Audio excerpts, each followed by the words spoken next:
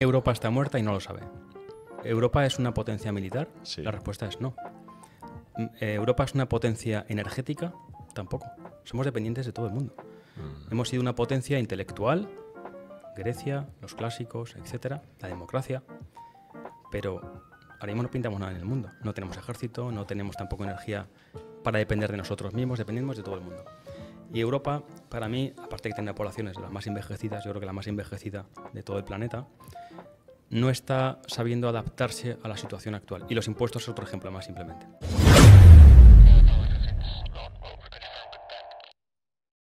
Esto seguramente te interesa. Si nos sigues de cerca, tanto a Omar como a mí, te habrás dado cuenta que para nosotros la nutrición es una pata muy importante de nuestro estilo de vida, porque mediante el correcto manejo de la alimentación, de los macronutrientes, de las proteínas, las grasas, los carbohidratos, tú puedes literalmente cambiar tu cuerpo para conseguir tus objetivos. Perder grasa, ganar masa muscular, tener mejor salud, mejores digestiones, más vitalidad, mejorar tus hormonas, incluso mejorar tu descanso y tu recuperación. Pero sí, para ello necesitas realmente cierto nivel de expertise en la materia. Para eso, Omar y yo tenemos una recomendación para ti que nosotros hemos usado y usamos en el día a día, y es lo que explica en su formación Phil Hugo, nuestro amigo Phil Hugo, que lo tuvimos también aquí en el podcast. Si no has visto su episodio, después, cuando termines este, te vas a nuestro canal de Antifrágil Podcast y vas a ver el episodio con Phil Hugo, que fue increíble y aportó un montón de valor. Y si te interesa el tema de la suplementación, ese episodio te va a encantar. Lo que decía, para que puedas entender bien y traer buena nutrición a tu cuerpo y a tu familia, es importante que estés bien formado y sepas manejar bien. Él tiene un programa que se llama Keto Optimizado, que es buenísimo, es brutal, tiene un valor increíble. Y si realmente quieres profundizar en el tema y hacerlo bien, que es lo que nosotros te recomendamos, no de ir por casa, sino hacerlo bien y ver resultados de por vida, pues ahí tienes la formación con Phil Hugo, que tiene un precio ridículo, te lo digo ahí en voz baja, o sea, es súper asequible y el valor que tiene es increíble. Así que para mí es un honor poder recomendarte esta formación que tanto Omar como yo pues seguimos, y básicamente ahí vas a aprender a manejar todo esto que te comento. Sin más, no te doy más la tabarra, y aquí abajo en la descripción del vídeo vas a encontrar el link para acceder al programa Keto Optimizado, que es el programa de Phil Hugo, y no te olvides de poner nuestro código antifrágil, porque así vas a tener un descuento a la hora de contratar la formación. Sin más, os dejo que seguís disfrutando del episodio. Saludos. Bienvenidos y bienvenidas a Antifrágil Podcast. Esto es Antifrágil Podcast, un nuevo episodio aquí con Omar, como siempre. ¿Qué tal estás? Buenos días, Uri. ¿Qué tal? ¿Has dormido bien? He dormido fenomenal. Muy bien, me alegro, tío. Hoy tenemos creo que es el primer invitado que nos viene a hablar de un tema que no hemos tocado aquí en Antifrágil Podcast. No solo hablaremos de eso, pero sí que tocaremos un poquito pues, temas legales, temas fiscales. Ahora mismo estás pensando, ¡buah, qué aburrido, me lo salto! Para nada. Es súper interesante, nos va a dar un montón de tips prácticos y al final todos estamos sometidos, ¿no? a la ley y a un montón de cosas que nos pueden pasar. Él es un crack sobre todo en temas de herencias, que también es una cosa que a veces no pensamos, pero es un melón. Aunque tu padre no sea millonario, te puede tocar una gestión de herencia y está bien saber cosas.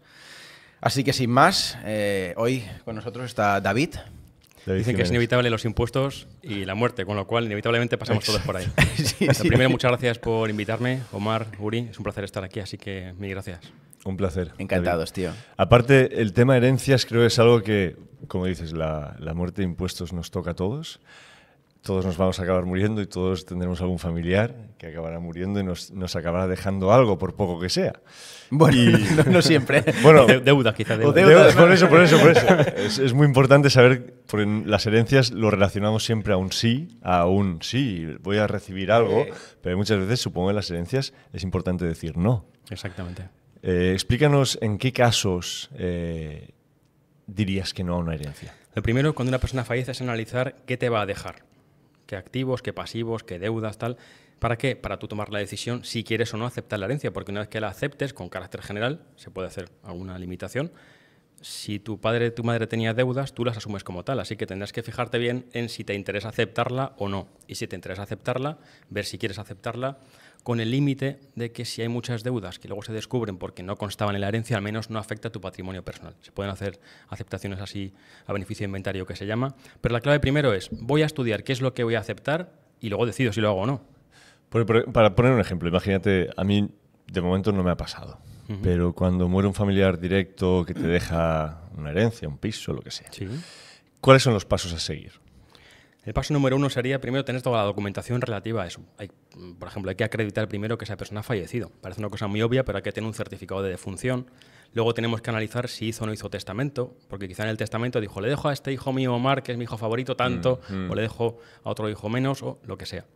Y una vez que tengamos esas dos cosas, ya entonces vemos un poco cuánto me va a corresponder de la herencia, cómo se va a repartir. Después hay que ver un inventario, como decía antes, qué me dejan mis padres, qué me deja esa persona que ha fallecido, cuánto vale y luego, lógicamente, el peaje de los impuestos, que por ahí siempre hay que pasar. Un poco así los pasos rápidamente, se podía hacer más complejo, pero básicamente es eso. Hemos empezado súper fuertes y ahora que la gente ya está enganchada porque el tema es súper interesante, si te quieres presentar un poco y a la audiencia que sepan un poco de dónde vienes, hacia dónde vas, a qué Perfecto. punto estás, eres abogado, ¿no? Exactamente, bueno, yo soy abogado y economista, tengo un despacho en Madrid desde hace cerca de 20 años, un poco más, y ya tengo estructura, trabajadores, etcétera. Yo empecé desde cero, con 0 clientes. Mi vida laboral es tan aburrida que pone una línea autónomo, no pone nada más, con lo cual llevo toda mi vida trabajando por mi cuenta desde los 20 y pocos años. Y a partir de ahí, bueno, pues a partir de una experiencia personal, mi padre falleció y tal, con 20 y pocos años, me encontré con la circunstancia de una herencia sobrevenida.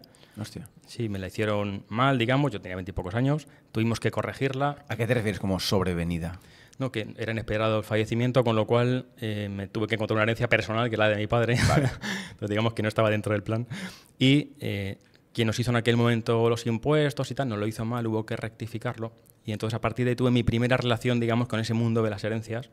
Y como mezcla dos cosas que me apasionan, los números, yo soy economista, la fiscalidad y la parte jurídica, pues me di cuenta de que eso, que me lo había encontrado un poco de manera inesperada, me resultaba atractivo y a partir de ahí empecé a especializarme y hasta donde llego ahora mismo. Cuando dices que me hicieron mal los cálculos, ¿cómo se puede hacer mal un cálculo de una herencia? Porque supongo que es, bueno, pues te dejan tanto, pagas un tanto por ciento y punto, ¿no? Sí, pero es más complejo que eso, porque hay que ver que los repartos que se hacen, las adjudicaciones, los porcentajes que le corresponde a cada uno estén bien, que se hayan hecho bien los impuestos, porque esto no es presentar, no es como hacer una factura que calculo el IVA, el 21% de una cantidad y ya está. Es más complejo, hay reducciones, hay cosas que hay que tener en cuenta, hay plazos, en plazos muy breves. Entonces, si no cumple ciertos requisitos, que son en principio un poquito más complejillos, puede que tengan una sanción o que simplemente pagues menos de lo que te corresponda. Entonces, en este caso detectamos que estaba mal y entonces al final nos tocó rectificarlo en tiempo y tal, pero bueno, que con esa experiencia al final me sirvió para encontrar un poco en el punto en el que estoy ahora. Qué bien. Pues seguro estás ayudando, por lo que nos has comentado antes, a muchísima gente. Desde Antifrágil siempre intentamos traer ese punto de vista distinto, ¿no? Esa perspectiva, salir un poquito de la norma y saber que hay formas de hacer las cosas distintas y en muchos casos mejor para el afectado en este caso, ¿no? Las herencias en España, ¿todo el territorio español las trata de la misma manera? Pues no, hay dos cosas que hay que tener en cuenta. Dependiendo de dónde vivía, por así decirlo, residencia civil, la vecindad civil que se llama, dónde vivía el fallecido, hay una legislación u otra. Y luego cada comunidad autónoma tiene distinta normativa fiscal. O sea, que puede que nos encontremos con una persona que haya vivido 10 años en Navarra, que se vaya a vivir a Sevilla y que se tenga que aplicar la legislación de Navarra para repartir su herencia y la legislación fiscal de Sevilla, en este caso Andalucía, para pagar impuestos. Así que es un ámbito, ya te digo, complejo, por eso hace unos meses saqué una formación para enseñar yo a abogados estas cosas y que se especialicen. Entonces, esa es la clave, ¿no? Un poco conocer que existen distintos sistemas en toda España y que es un auténtico mundo esto de las herencias, ¿eh? Tú que estás metido en el tema, yo por ejemplo no tengo ni idea, o sea, de hecho, como tampoco vengo de familia rica, ni me lo he planteado nunca, ¿no? Me van a dejar porque claro. La gente que no sabemos del tema, cuando le hablas de herencias, al menos por mi parte, pues piensas en, vale, sí, esto es un problema que tendrá alguien que esté en una familia donde hay mucho. Claro, ya. Entonces, ¿de quién van a ser los 30 chalets que tienen, los cochazos de lujo, ¿no? Entonces, pero para la gente normal, ¿qué plan le recomiendas que hagan o en qué tendrían que empezar a pensar para cuando no estén sus padres o sus abuelos, aunque sean familias humildes, con normales? Claro, es que mucha gente piensa que esto es de planificar las herencias y tal, es para gente que tiene dinero. Claro. Pero imaginemos simplemente un señor que tenga un bar o un restaurante, tiene que pensar que quizá en vida tiene que ir haciendo ciertas cosas para que su empresa se califique de empresa familiar y para que cuando sus hijos hereden esa empresa tengan una reducción del 95%. Hostia, hay una reducción del 95%. Para empresa familiar. O sea, casi del total. Muy Claro, heavy. Claro, al margen de luego la bonificación que tenga cada comunidad autónoma y otras reducciones. La clave, ¿cuál es? Planificar las cosas. De hecho, el testamento es el vehículo más importante para la planificación de una herencia. Y mucha gente no tiene testamento. Vale, esto es un tema que me gustaría entrar porque te lo iba a preguntar con la pregunta anterior, ¿no? Esto del testamento, ¿en qué punto una persona se lo tendría que plantear? ¿Cuánto de importante es? ¿Qué dices realmente en el testamento? Y yo, por ejemplo, ¿tengo que pensar en un testamento ahora? Pues yo creo que todo el mundo debería tenerlo. Esto es como ir por ahí con cinturón de seguridad o sin cinturón de seguridad. Todo el mundo tiene que ir con su cinturón de seguridad puesto. El testamento, que puede parecer, bueno, yo como no tengo bienes me da exactamente igual. Pero también hay elementos que son cotidianos y que quizá no tengan nada que ver con precisamente la parte patrimonial. Os pongo un ejemplo concreto para que veamos de lo que estamos hablando. Yo recuerdo el caso de una persona que estaba divorciada y tenía un niño. Se había divorciado porque su ex era ludópata. Vale. Entonces, el planteamiento es, si yo fallezco, David, ¿quién me va a heredar? Pues evidentemente no tenía padres, tu hijo será tu heredero. ¿Pero quién va a administrar ese patrimonio? El padre, que es mi ex, anda, y mi ex es ludópata. ¿Qué va a pasar con el patrimonio mío que va a mi niño?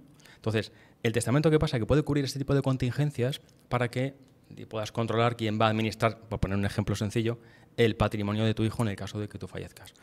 Podemos ponerte 40.000 ejemplos así, pero como puedes observar, no tiene tanto que ver con la parte patrimonial, que también, sino con a veces situaciones cotidianas y puedes evitar un conflicto precisamente importante de esa manera. ¿Y en un caso así, qué se puede hacer, por ejemplo? Puedes nombrar, por ejemplo, como administrador de tu herencia para que administre el patrimonio de tu hijo a tu hermano, a tu hermana. Y no, en este ejemplo, tu ex estaría administrando ese patrimonio. ¿Y en el caso de que no quede familia, se puede asignar un abogado, se puede asignar una tercera persona? Puedes nombrar un administrador que no sea un familiar. Claro, o sea, te puedes buscar la vida para que no sea la persona, en este caso el ludópata o cualquier persona que tú crees que no sería... Pero si no tienes testamento, no puedes cubrir esa contingencia. Claro. ¿Vale? Hay 40.000 situaciones cotidianas del día a día que sí que puedes prevenir y, por tanto, el testamento es un instrumento seguramente de planificación, de herencia fiscal también, más importante que tenemos en materia de herencias. Lo hablábamos el otro día, es que la palabra testamento, la palabra muerte, la palabra todo eso a la gente le pone los pelos de punta, ¿no? Entonces, yo creo que hay mucha más gente que lo haría, pero por el simple hecho de no proyectarse a su propia muerte y decir, hostia, es que algún día me voy a ir, pues ni lo hace, ¿no? Es verdad. Sí, puede ser. Normalmente la gente, ¿a qué edad hace el testamento? Quizá demasiado tarde. Porque la gente, hasta que no lo ve venir, por así decirlo, cuando tienes 20 años, evidentemente no te planteas este tipo de cuestiones. Pero a partir de los 50, por ahí, mucha gente ya lo empieza a hacer. O cuando tienes alguna circunstancia de un poco especial, pues me he divorciado, tal, pues oye, a lo mejor tengo que ver qué pasa, porque si me he divorciado y he puesto un testamento que le dejaba a mi ex no sé qué, pues en fin, este tipo de cuestiones. Esto se lo quería preguntar. Tienes que ir modificándolo a lo largo de la vida. Yo hago mi testamento a mis 40 años. A mis 50 han pasado un montón de cosas, a mis 60 otro montón de cosas y tengo que ir, ¿no?, cambiando, ¿no? Exacto. Un poco, Es haciendo retoques, ¿no? Justo, es un instrumento vivo, con lo cual no tienes por qué estar sometido siempre a eso, porque quizás le has dejado bienes a un hermano tuyo con el que ya no te hablas. Entonces, tienes que coger y modificándole y adaptando a tu circunstancia. Siempre ante notario, ¿no? ¿Se hace esto? Sí, hay muchas opciones, pero lo más lógico siempre es ante notario. Supongo que tú, como persona física, digamos, yo no me voy a levantar por la mañana, voy al notario y digo, mire, señor, quiero hacer un testamento. Supongo que me tengo que asesorar, algún abogado tiene que venir conmigo, decirme qué puntos son los importantes. Sí, uno siempre puede ir al notario. La única cuestión es que, hombre, como todo en la vida, si tienes la suerte de que la persona que te atiende pues tiene tiempo para dedicártelo, porque muchas veces van muy cargados de trabajo, no tienen tiempo para ayudarte, hacen el testamento habitual y ya está, ¿vale? Pero lo ideal que es, desde mi punto de vista, lógicamente, es buscar un abogado que esté especializado, porque los abogados, para que os hagáis una idea, en materia de herencia, me decía el otro día un profesor de la Universidad de Sevilla, reciben ahora mismo unas 15 horas de formación en herencias. Con 15 horas no sabes prácticamente nada. ¿En toda la carrera? En toda la carrera. Hostia. Imagínate cualquier profesión en la que tú hayas estudiado 15 horas y sin ver fiscalidad, sin ver nada de impuestos. ¿Qué conocimientos tienes para asesorar a la gente? Ninguno. Ese es el problema. Aquí entra un poco tu formación, ¿no? Que no sé si hemos hablado mucho de ello, pero tú te estás dedicando a esto, ¿no? A formar a otros abogados. Eso con es, tu infoproducto. Justo, aparte de mi despacho, donde llevamos haciendo muchísimas herencias, 20 años por toda España, he sacado una formación en la que yo tengo muchos alumnos de toda España, de Asturias, de Granada, de 1000 sitios, donde yo les enseño cómo formarse en herencias y cómo ganar dinero con ello, para que sepan también monetizar esta parte. Así que un servicio que a lo mejor no está prestando por miedo, porque es un ámbito complejo, hay impuestos, hay números, hay parte jurídica, técnica, no lo hacen por miedo y entonces en ese caso yo les enseño de manera 100% práctica, comparto cosas en mi despacho, o sea, todo 100% aterrizado. Y está funcionando, vamos, me están volando las plazas. Qué bueno, me alegro. Hay un punto que siempre he escuchado que, bueno, al menos me lo decía mi padre y en el mundo empresarial se decía, que es en Cataluña esto es un infierno a nivel de herencias. ¿Cómo definirías esta comunidad autónoma actualmente a nivel de herencias? En eso y en transmisiones patrimoniales, porque aquí estáis pagando por la compra de un piso un 10%, en Madrid en otras comunidades un 6%, con lo cual estamos encareciendo muchas cosas con impuestos aquí en Cataluña, ¿no? Y en materia sucesoria, en materia de impuestos, pues es seguramente de las comunidades más costosas, digamos, en términos económicos para el contribuyente. ¿Y cuál es la más barata? Pues estaría ahora mismo, bueno, casi te puedo decir un debate a ver quién es la más barata. En Madrid tenemos una bonificación de padres a hijos del 99%. En Andalucía tienen una exención hasta 1 millón de euros, con lo cual en muchas comunidades autónomas cada vez la tendencia es esa. Cuando tú falleces y tienes una relación muy próxima de parentesco con el fallecido, es tu padre, es tu marido, cada vez se va pagando menos. Si eres hermano, si eres sobrino, sí que entonces es cuando la tributación es mayor. Pero en Cataluña tenéis una tributación elevadísima. No sé si es la que más en España, pero de luego está por el top. El top 10 luego lo tenéis vosotros. Entiendo que el truco imagínate, tienes a tu padre que se empieza a hacer mayor y dice, oye, vamos a hacer un cambio a Madrid porque tengo un buen patrimonio y quiero pasártelo. Como decías antes, el cómputo global es que la mayoría de años los has vivido en Cataluña y por mucho que hagas ese paso final para pagar menos en herencia, no es tan fácil, ¿verdad? Es relativamente sencillo. ¿Ah, sí? Sí, porque cuando una cuestión es la legislación sobre cómo se tiene que repartir tu herencia, pues a ti te tiene que corresponder una cuarta o una tercera parte de los bienes. Perfecto, eso se repartirá según la normativa de cada comunidad autónoma. Pero la parte fiscal, los impuestos, que es lo que más interesa a la gente quizá, sí que puedes modificarlo con relativa sencillez. Te pongo un ejemplo concreto. Una persona, para saber dónde tiene que tributar, en qué comunidad autónoma tiene que tributar cuando hereda, tiene que mirar dónde el fallecido ha pasado más tiempo en los últimos 5 años. Vale. Yo cojo y digo, ¿cuándo ha fallecido esta persona? Aquí. Tiro 5 años para atrás y pienso, ¿dónde ha estado viviendo más tiempo? 2 años en Barcelona, 3 en Madrid o 3 en Andalucía. Pues tributo en Madrid o en Andalucía. Así que no voy a decir que haya una cantidad de viajecitos pululando por España para ir a comunidades autónomas más ventajosas fiscalmente hablando, pero es relativamente sencillo. Una persona que tenga cierta edad, cambia su residencia, va a vivir físicamente. No deberíamos hacer ningún tipo de trampa. Claro. Va físicamente a vivir a comunidades autónomas con menor tributación y toda su herencia tributaría de esa manera. Wow. Supongo que hay mucha gente ahora que estará pensando, hostia, voy a enviar a papá y mamá a Madrid. Habrá muchos abuelitos ahora en tren de Barcelona a Madrid. Exacto. O a Cataluña o a Andalucía. Supongo, uno de los temas que yo sí también he visto a nivel familiar es que las familias muchas se llevan bien hasta que aparece la pasta y el tema herencias, ¿no? ¿Por qué hay tanto apoyo siempre y tanto problema en tema de herencias, hermanos, hijos, todo eso?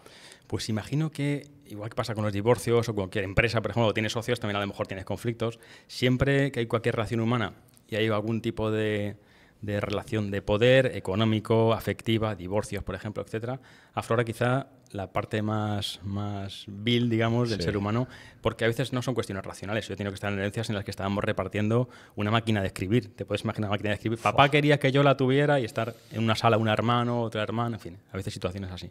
Pero sí que digo que con carácter general la mayor parte de las herencias no son así. Y si quizá pensáis en vuestro entorno, quizá la mayor parte de la gente se suele llevar más o menos bien. Aunque no me hable mucho con este hermano mío, tampoco me voy a pegar con él en términos económicos. Pasa que resuenan más aquellas herencias que son más conflictivas, son las que nos llegan un poco más a la memoria, ¿no? Pero tengo claro que está claro que aquí, cuando lógicamente hay que repartir dinero y tal, pues siempre el alma humana va buscando ese egoísmo. ¿Y qué es lo más surrealista que has visto en alguna herencia? Pues te podría contar 1000 anécdotas, la verdad. En una herencia, por ejemplo, yo recuerdo, como te digo, por ejemplo, estar en dos salas diferentes esperando que 2 clientes no coincidiesen porque no se llevaban bien, dos personas que se llevaban fatal. Está yo de intermediario con la pulserita que mamá me dijo que era mía, y en fin, esas cosas. Hostia. Lo hicimos muy bien, evitamos que coincidieran, hasta que al cabo de pocos días coincidieron en el cementerio y tuvo que ir a la policía. No me Hostia. Sí, sí, ¿en fue, serio? sí. Esto es muy extremo, ¿eh? Sí, casos extremos, pero bueno. Bueno, supongo que hay mucha emocionalidad también en el tema de la muerte, el tema es algo heavy, Y muy mucha- visceral. y una falta de trabajo interior Claro. importante, ¿eh? Sí. Llegar a estos puntos. Falta de autocontrol, Tío. sí. Y más en un cementerio, tío, imagínate. sí, me- Pero bueno, cada uno tiene su proceso y sus formas. Sí, sí. Hay una cosa que hay mucha gente que ha optado por este camino, que son las donaciones en vida. Ujú. No sé bien cómo se hace, no sé si se considera una herencia, no sé cómo se paga o si tiene los mismos impuestos, pero hoy en día la donación en vida, ¿qué tipo de herramienta es? Claro, la mayor parte de los territorios, hay algunas excepciones como en Cataluña, hay algunos sitios forales, pero la mayor parte de España, básicamente una donación es lo que se llama actos intervivos. Es yo te hago un regalo que es un piso, y ya está. Y en principio, eso, al entregar una donación, entregar un regalo a un hijo, por ejemplo, lo sacas de la herencia, porque tú, el fallecido, ya no tendrá eso en su patrimonio. Yo heredo lo que tenía el fallecido en su patrimonio, lo he sacado. Ya es del hijo. Ya es del hijo, efectivamente. Mucha gente lo que hace es anticipar eso y se lo entrega al hijo. Pero con la administración, como es cautelosa también y siempre tiene un ánimo de recaudatorio, también tiene sus límites. Dice, oye, si tú has recibido de tu padre esto en un periodo determinado, te voy a hacer tributar en el impuesto de sucesiones como si ese piso estuviese en la herencia. Es una ficción simplemente para aumentar el tipo impositivo. Con ciertos límites, si tú a tu hijo le has entregado un piso, pues luego cuando tú fallezcas, si han pasado pocos años, por ejemplo, desde que tú lo donas hasta que tú falleces, te hacen pagar un poco más precisamente porque lo que no quiere la administración es que tú vayas reduciendo el pago del impuesto de sucesiones a base de ir fragmentando tu patrimonio. Te entrego esto, te entrego aquello y cuando yo fallezco no tengo nada. Bueno, pues hay algunos controles para evitar precisamente eso. Pero mucha gente lo está haciendo, ¿eh? Si no hay ningún problema, se puede hacer perfectamente y es algo perfectamente legal. Hay que ver la fiscalidad, ¿eh? Porque O sea, a nivel- ¿Sería lo que más recomiendas realmente? O sea, esto yo creo que puede ser lo más típico, ¿no? De la gente normal. Es decir, los papás tienen un pisito o una casa, se hacen viejos y algún día será de los hijos. Entonces, es mejor dárselo en vida, regalárselo en vida a los hijos o esperar a que se mueran y haberlo dejado en el testamento. ¿Cuál Pues es la mejor vía? habría que hacer un estudio dependiendo de cada comunidad autónoma, pero hay que tener en cuenta una cosa que mucha gente no sabe. Cuando tú le regalas a un hijo un piso, para la agencia tributaria, tu declaración de la renta, el que regala el piso, el donante, tiene que tributar como ganancia patrimonial como si lo hubiera vendido. Hostia. Entonces se hace una valoración del piso. El padre regala, o los padres regalan un piso a un hijo y tributan en renta como si fuese una venta, con la diferencia de que yo no tengo nada en el bolsillo porque lo he regalado, se lo he donado a mi hijo. Pero para la agencia tributaria, habría que ver en qué supuestos, porque hay una serie de exenciones, si ese piso tienes tú más de 65 años, es tu vivienda habitual, está exenta esa donación, con lo cual quizá puede ser interesante hacer una donación a tu hijo de tu vivienda habitual, porque en renta no vas a tener ese impacto. Porque no hay plusvalua tampoco. Es decir, si tú lo regalas, ¿en qué se basan para poder marcarte un...? Bueno, la agencia tributaria dice, tú eres muy generoso, Sí. pero eso tiene un valor y yo quiero cobrar de ese valor que tiene. Entonces, para la agencia tributaria es como si lo hubieras vendido. Dice, bueno, mi piso lo compré hace 20 años por 100.000 euros y ahora se lo dono a mi hijo por 300.000. Hay unos valores mínimos que hay que Precio de mercado, miran precio de mercado y hacen la diferencia. Exactamente. Tengo una ganancia de 200.000 y tributar. Dice, pero es que no he ganado nada. Entonces, mucha gente se encuentra luego la sorpresa, después de haberse una donación a sus hijos, de que cuando llega el año siguiente a la declaración de la renta, te toca pagar por haber donado a tu hijo un piso. Y eso mucha gente no se lo espera porque es poco intuitivo. ¿Y qué pasa cuando el piso es nuevo, por ejemplo? Ahora no pasa tanto, pero anteriormente, cuando los pisos no costaban $500.000 de euros, el padre, la madre, a veces, pues cuando se casaba el hijo, les compraban un piso, ¿no? ¿Eso también es una donación en vida? Sí, sí, por ejemplo, unos padres, lo comentaba justo ayer en la formación con los abogados, si los padres, por ejemplo, le compran a un niño pequeño un piso, a veces es habitual que los padres digan, bueno, pues a mi hijo le voy a comprar un piso. Sí. Si yo pago una cosa y es para ti, está a tu nombre, Sí, eso es una donación. claro. ¿Vale? Si yo me cojo un piso, lo pago yo y lo pongo a tu nombre, ¿qué he hecho? Regalarte el valor del piso para que lo tengas tú, porque tú no lo has pagado, le pago yo. Eso es una donación también. ¿Ahí te cobran también como si hubieses ganado algo, la agencia tributaria, o al ser el mismo periodo de tiempo no hay plusvalua? Claro, lo que hay que ver es el valor entre lo que valía el piso y la donación. ¿Te refieres a que a la compra de un piso? Si le compra un piso nuevo y se lo da al hijo, Vale. ahí ellos tienen que pagar impuestos en base a una ¿Venta? Si los padres compran un piso nuevo y se lo regalan ese piso Sí, al hijo. sí. Claro, aquí la clave está en la valoración de ese inmueble. Si lo he comprado por 200.000 y al cabo de 3 meses lo vendo por 200.000, no tengo ganancia patrimonial. La clave está en los valores de adquisición y de Y donación. de donación. Vale, vale, vale. Hace tiempo, no me acuerdo muy bien, o sea, no podré poner el ejemplo perfecto, pero a lo mejor tú pillas la idea y le puede servir a mucha gente. Hace bastante tiempo, quizá un par de años, un amigo me comentaba algo que pasó en su edificio en Barcelona. Y era un tipo que se había quedado homeless, o sea, sin casa.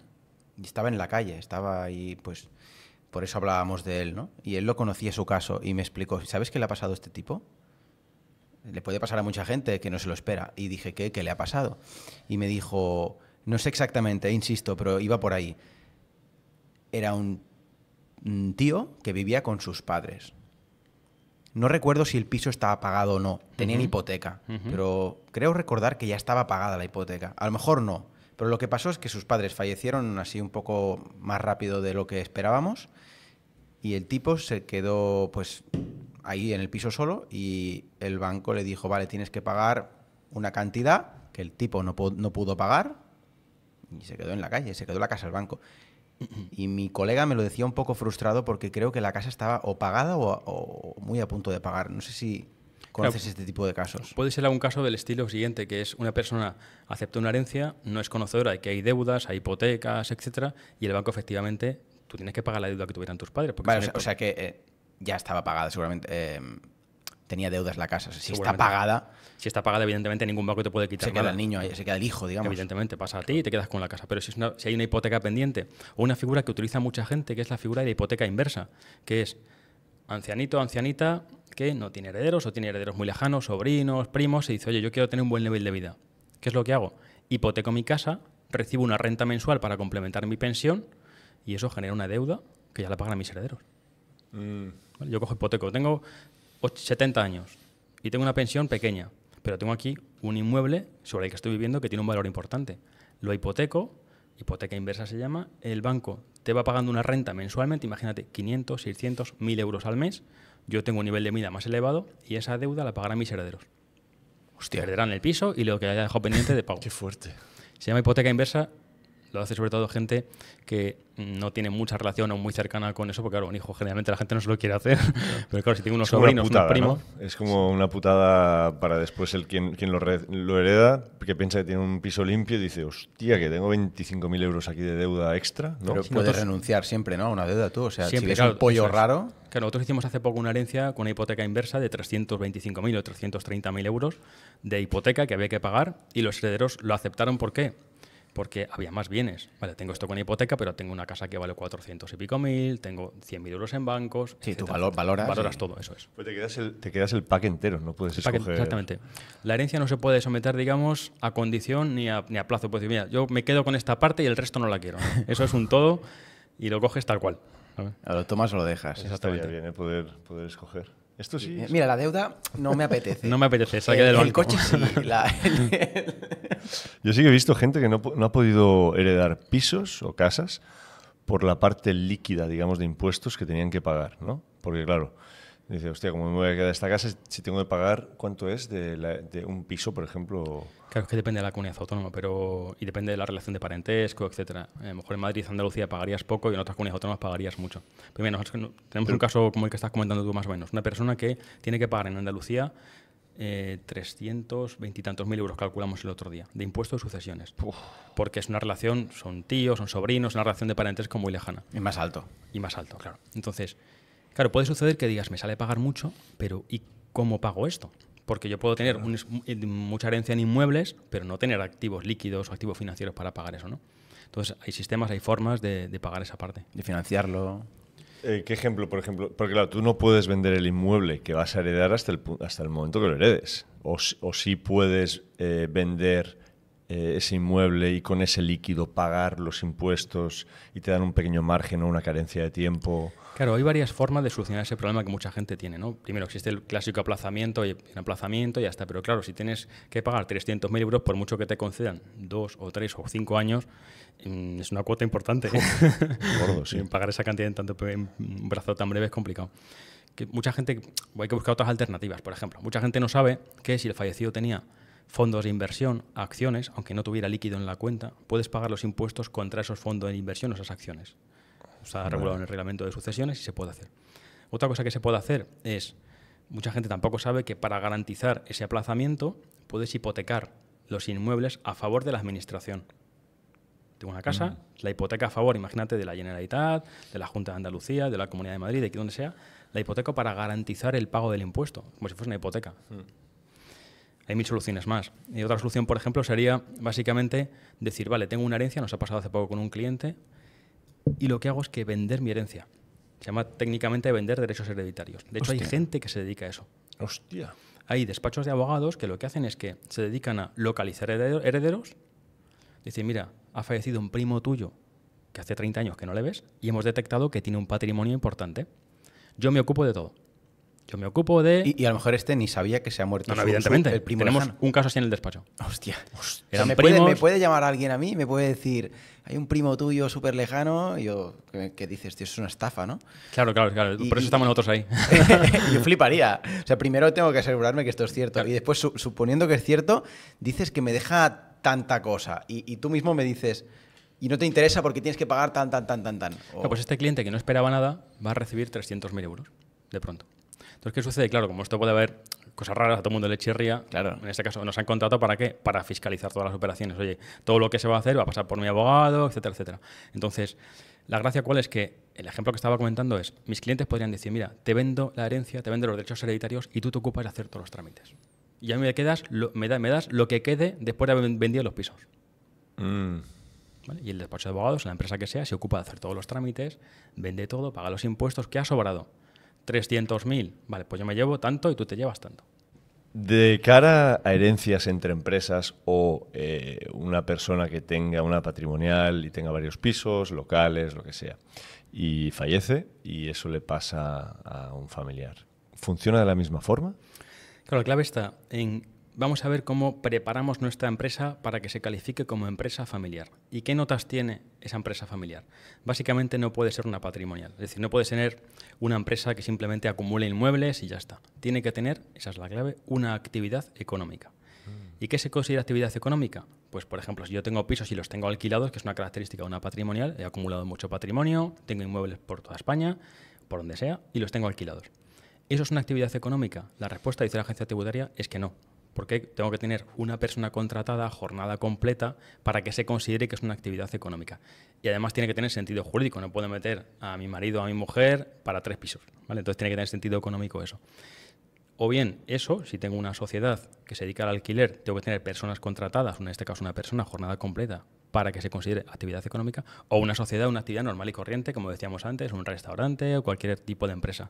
Si tiene actividad económica, luego yo se la dejo en mi testamento a los herederos que tienen la obligación de mantener esa empresa durante una serie de años y en ese caso, esto viene de directivas europeas y todo, por proteger la empresa familiar, tengo bonificaciones, reducciones en este caso, como decía, de hasta el 95%. O sea que puedo heredar una empresa, hemos hecho nosotros planificaciones en Alicante, recuerdo una que hicimos, y el ahorro es bestial, es de miles y miles de euros, porque una empresa, tú le dejas a una persona un patrimonio de 3 millones de euros, se lo dejas en una empresa que vale 3 millones de euros y no tiene nada que ver. El ahorro es increíble. Claro. Pues ahí podríamos aprovechar este giro para entrar un poquito más en fiscalidad. Tema impuestos. David controla mucho también, es asesor fiscal también. Y bueno, David estudió filosofía, economía y derecho. Tienes 3 carreras. Sí, 3 licenciaturas, de las de antes, de esas de 5 años. Y de las gordas, de las de antes. Y bueno, hablando un poquito, ya hemos comentado con varios empresarios durante estas primeras semanas de podcast el tema de impuestos. Conocimos bastantes personas que se fueron a Andorra, a otros países. El tema de las LLCs también, empresa en Estonia. Exacto. Se habla mucho del abuso fiscal en España. O sea, es un tema que está en todo YouTube. Sí. Así que yo creo que si puedes aportar aquí un poco de luz, también nos estarán escuchando emprendedores, gente que a lo mejor se está planteando emprender, autónomo, SL. Yo vendo servicios, yo vendo productos, claro. Yo soy youtuber. ¿Cómo podemos aportar un poco de luz a todo este tema? Yo lo primero que hago es que la gente pone mucho el foco en ahorrar impuestos en lugar de que su empresa crezca un por 2 el año que viene. Ya. Clip viral, chicos. Está muy bien pensar en, oye, quiero crecer muchísimo, pero está muy bien pensar en, tengo que ahorrar impuestos, saber cuánto menos pago, tal. Perfecto, perfecto. Pero quizá tienes que poner el foco en quiero que mi empresa el año que viene multiplique su beneficio por 2, por 3 o por 4. Una vez que estés en ese punto, sí que ya puedes empezar a utilizar estrategias fiscales, donde ahorro, como ahorro, aquí en España o fuera. Eso está perfecto. Pero creo que a veces está la gente más pensando en el corto plazo, en voy a ver si me meto esta factura, voy a ver si ahorro no sé qué, y no en poner el foco en que tu empresa el año que viene multiplique sus ingresos. Sí, totalmente. Lo comentábamos el otro día, lo hablábamos en el podcast con Gerard, en Andorra. Él decía lo mismo, prefiero no bajar gastos. En cuanto a gastos de vida. Prefiero no ir ahorrando en gastos en mi vida, sino en pensar en expandir mucho más lo que hago. Y es muy interesante porque no solo decía prefiero, sino que no mostraba la lógica del tema. Decía, es que tú puedes, cortando hacia abajo, el margen es muy pequeño. Claro. O sea, bueno, sí, si al final estás dispuesto a vivir con 100 euros al mes, bueno, pero igualmente es pequeño, ¿no? Le vas a bajar hasta aquí. En cambio, subir tus ingresos, en teoría, es hasta el infinito. Claro. Correcto. O sea, puedes subir mucho, mucho, mucho, mucho. Yo sí que aprecio esa visión cortoplacista de mirar a ver quién me puedo ahorrar, y a veces estamos casi haciéndonos trampas al solitario de voy a intentar ahorrar por aquí o por allá en lugar de, oye, ¿por qué tú no intentas que tu empresa crezca mucho más? Aporta más valor, o yo que sé, fórmate un poco más, ¿no? Y no tienes que recortar 20 pavos de aquí y 20 pavos de allá, ¿no? Exactamente. Es interesante, es una mentalidad muy abundante. Siempre lo hablamos, Omar, ¿no? Un poco... Sí. A mí, hablando de este tema de otros países y demás, me ha quedado una pregunta pendiente sobre el tema de herencias. ¿Qué pasa cuando alguien vive en otro país? Pues lo estamos viendo ahora con youtubers y peña que se pira a Andorra, se va a Portugal, donde sea. Y de repente esa gente, pues, pueden fallecer. Lógicamente. Y tienen a los padres en Barcelona o a su hermana o lo que sea, o hijos, yo que sé. ¿Cómo funciona en ese caso? Nosotros hemos hecho herencias en el despacho en Iowa y hemos estado valorando ranchos. Hostia, es un puto sueño eso. Imagínate, sí.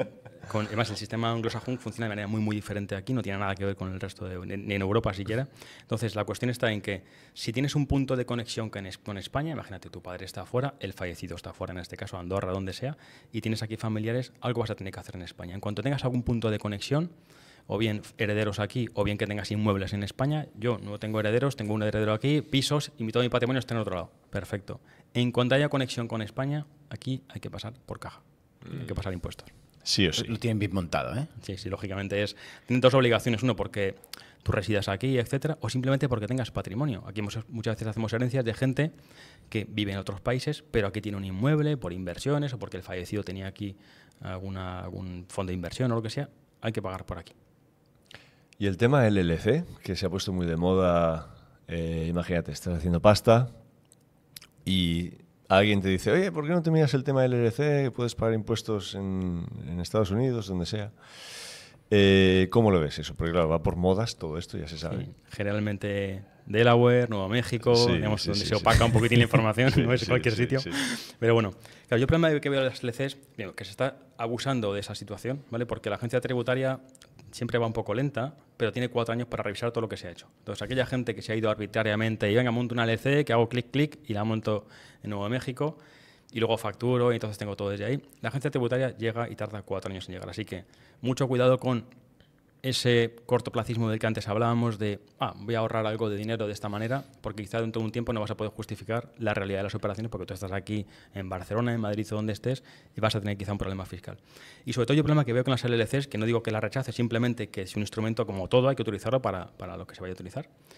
El problema que veo que las LLCs, como el sistema que utiliza la gente generalmente es el de vaciarlas a final de año, el de para no tributar en España las voy vaciando, si lo haces bien te lo tienes que ir gastando el dinero. Entonces, yo quiero generar ingresos para gastármelos o quiero a futuro tener un ahorro, un patrimonio, invertirlo. Entonces, mucha gente o lo hace mal o lo tiene ahí y tiene que buscar la forma de gastárselo, quizá a veces de mala manera. Yo he escuchado por vídeos de YouTube y tal, y ya te digo, no tengo ni idea del tema. A lo mejor gente que sabe del tema está pensando, esto que dices es una locura, por eso de este tema no controlo.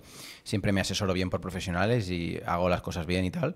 Pero vi un vídeo de un tipo que decía, es muy interesante tener, pues por ejemplo, si vives en España y quieres vivir en España y no te quieres pirar porque te mola España, que es un caso de mucha gente, él tenía una SL en España y una LLC, no sé dónde, creo que en Estados Unidos. Y decía, yo decido dónde facturo. solo trabajaba con servicios, él, no productos. Y decía, pues si me interesa pasar el 90% de mi facturación por la LC, pues el 10% la paso por la SL. Y el tío decía como que la SL la tenía solo para tener presencia fiscal española, que le interesaba para ciertas cosas, créditos y cosas, Sí. y porque quiere vivir en España toda su vida, pero dejaba lo justo, porque como se paga más que la LLC, dejaba lo justo como para tener un sueldo de 1.500, 2.000 al mes y pagar su pequeño local donde trabajaba. Esa opción también, ese mix, ¿cómo lo ves? Es el más habitual y la gente tiene una sociedad limitada aquí en España que tributa al 23% hasta 1 millón de euros y una LL de fuera que tributa generalmente al 0. Vale. Entonces digo, vale, pues yo desde aquí facturo a mi SL, la voy vaciando y dejo aquí muy poquito beneficio, con lo cual prácticamente no pago impuestos, pago, como dicen por ahí en vídeos de YouTube, lo que yo quiera, dejo el beneficio que yo quiera y ya está. La clave está en la valoración de esos precios de transferencia, esa operación. Imagínate, mi empresa LLC le presta unos servicios de marketing digital a mi empresa española. ¿A qué precio está valorado? ¿Está a precio de mercado o lo estoy sobrevalorando? Entonces, esto como todo en la vida es hasta dónde te quieres arrimar. Claro. Si te quieres arrimar mucho, pues te estás asumiendo un riesgo que si algún día tienes alguna comprobación fiscal, lógicamente se verá. Ya te digo que yo creo que me parece bien la gente que utiliza estrategias fiscales de este tipo, pero la clave para mí es que sean sostenibles en el tiempo, que no sea simplemente un tapar un agujero hoy. Y que yo, si tengo una LLC, es porque ese dinero, ¿qué voy a hacer con ese dinero? ¿Quiero ahorrar para el resto de años? ¿Quiero generar ingresos? ¿Quiero generar un crecimiento a futuro de ese año? ¿O simplemente quiero gastármelo y ya está? Entonces, para mí la clave es eso, una estructura que sea a largo plazo, porque tú como empresario generalmente siempre miras el largo plazo, no miras el corto plazo. También supongo que al ser un concepto tan nuevo, no sé cómo de nuevo es el tema del LLC. Yo no lo había escuchado, bueno, hace un par de años o menos he escuchado sobre eso. Supongo que Hacienda se está poniendo al día, actualizando, porque claro, ya tienen lo suyo, supongo, en este país, como para actualizarse en temas de esto, ¿no? Pero sí que hay un punto que creo que este formato más de ir a otros países, buscar formatos de este tipo, es mucho más normal en personas que se dedican al online, ¿no? Hoy en día tenemos pues, Instagramers, YouTubers, todo eso, ¿no? Infoproductos, etc. Y también vemos que el gobierno, como ha pasado con Shakira, coge personas para crear ejemplos públicos, ejemplificar, digamos... Decapitar en público. Exacto, la estáis cagando, pues cojo a esta persona que factura 5 millones al año con un curro que todo niño de 18 quiere tener y así me aseguro de esos niños de 18 se les pone el culillo bien así, apretado, del miedo a que los pillen en un futuro y así ya corto cabezas, ¿no? ¿Qué tipo de sentencias tienen este tipo de...? O no sé si hay ya histórico a nivel de... Sí, hay mucho histórico y hay casos como el de Xabi Alonso, futbolista, que fue a Hacienda y se enfrentó y luego lo ganó. Porque hay que tener en cuenta que aproximadamente la agencia tributaria pierde aproximadamente el 50% de los juicios. Imaginad un cirujano que el 50% de las personas que opere se los cargue. Joder, te lo piensas, Para hacérselo pensar.